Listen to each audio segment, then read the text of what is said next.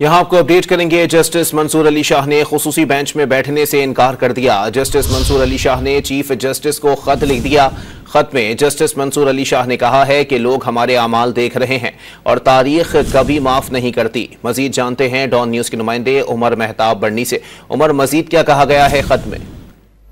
जी बिल्कुल, supreme court के justice Mansoor Ali Shah ने चीफ जस्टिस काजी फायजीका को खत तहरीर किया है। जराये के मुताबिक खत में जस्टिस मंसूर अली शाह की जानिब से कहा गया है कि लोग हमारे अमाल देख रहे हैं और तारीख कभी हमें माफ नहीं करेगी। जस्टिस मंसूर अली शाह ने खुसूसी बेंच में बैठने से इनकार किया है और मौक़िफ़ अपनाया है कि पहले भी लिखा था कि तरमीमी ऑर्डिनेंस पर फुल कोर्ट बैठने तक खुसूसी बेंचेस का हिस्सा नहीं बनूंगा। जराये के मुताबिक जस्टिस मंसूर अली शाह ने ये नया खत जो है वो 23 अक्टूबर को लिखा था। खत में सर थॉमस मोरे का कॉल भी नकल किया गया है। खत चीफ जस्टिस को बतौर सरबराह प्रैक्टिस एंड प्रोसीजर कमेटी लिखा गया है। जी बहुत शुक्रिया उमर मेहताब बढ़नी।